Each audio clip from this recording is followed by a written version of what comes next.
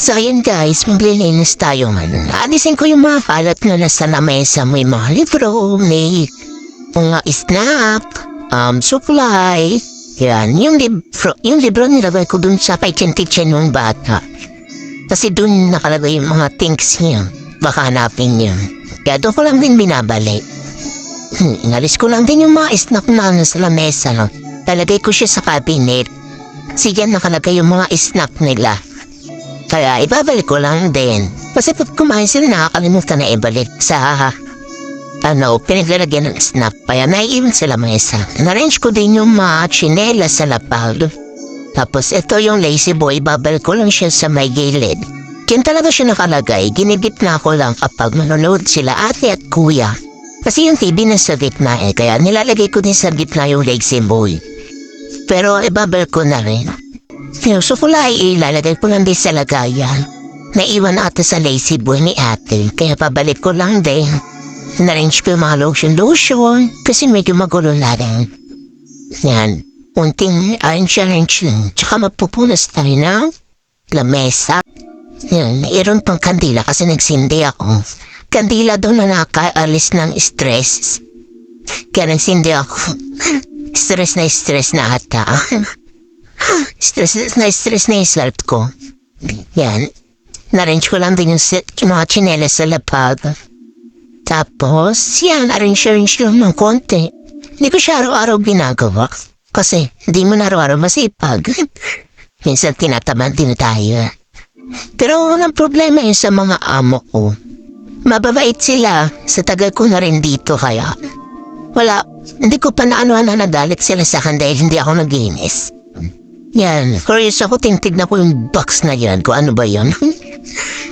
Mayroon kasi siyang parang, cord ng, ewan ko ba? Yan, arrange ko lang din, konti-konti lang, hindi naman siya sobrang hirap. Yan, tas napapasoundtrip na rin pala kung naririnig. Yan, tas magpupunas lang ng lamesa.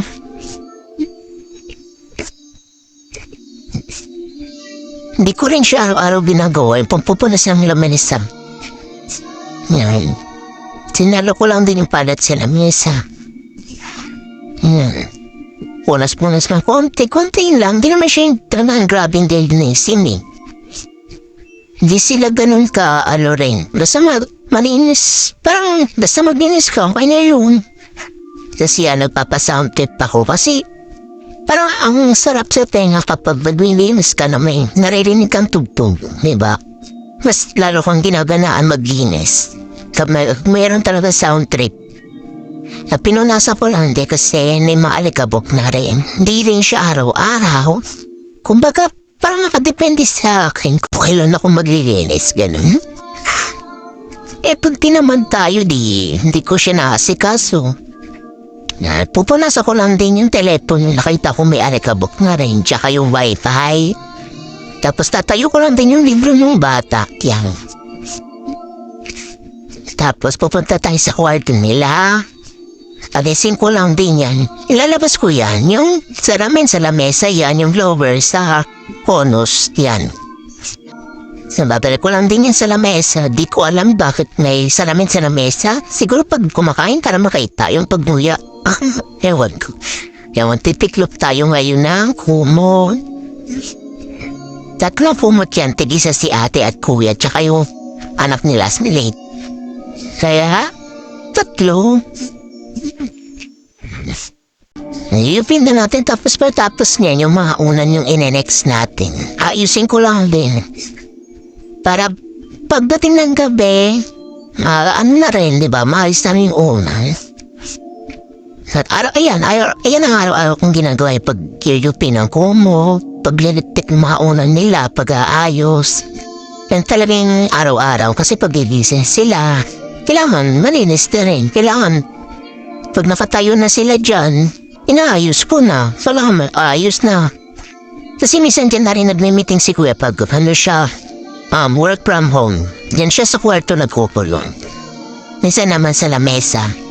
Yan. Minabanat ko lang para hindi siya busot. Tapos alisin ko rin yung mga hanger. Yan. Tapos yan, biglang may kumatok. Oh. Dumating yung tatay ni Kuya kaya pinagbuksan ko tapos pinaupo ko dyan. May gagawin kasi siya sa CR, nasira yung lababo sa CR kaya aayusin ni tatay.